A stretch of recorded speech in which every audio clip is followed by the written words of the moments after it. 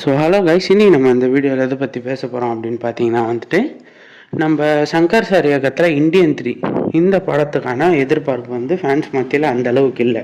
இதுக்கான காரணம் என்ன அப்படின்னு பார்த்தீங்கன்னா இந்தியன் 2க்கான ஃப்ளாப்பை தான் சொல்லணும்.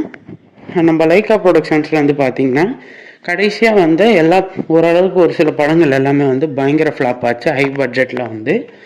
ஸோ அந்த வரிசையில் இந்த படமும் ஒரு அட்டர் ஃப்ளாப்பான படம் கமல் சாருக்கு அப்படின்னு தான் சொல்லணும்.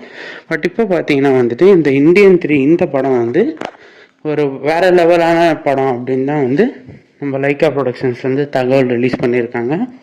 இது ஏன் அப்படின்னு பார்த்தீங்கன்னா நம்ம கமல் சாரே ஒரு ப்ரெஸ் மீட்டில் சொல்லியிருப்பார், இந்தியன் 2க்கு நடித்ததுக்கு காரணமே இந்தியன் 3யோட கதையினால தான்.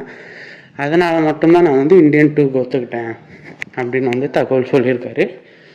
ஸோ யாரெல்லாம் இந்தியன் 3க்கு வெயிட்டிங்கில் இருக்கீங்க, இந்த படம் நெட்ஃப்ளிக்ஸில் வரப்போகிறதான் தகவல் வந்திருக்கு. ஸோ இதை பற்றி உங்கள் ஒப்பீனியன் என்ன அப்படின்றத மறக்காமல் கமெண்ட்ஸில் சொல்கிறேங்க.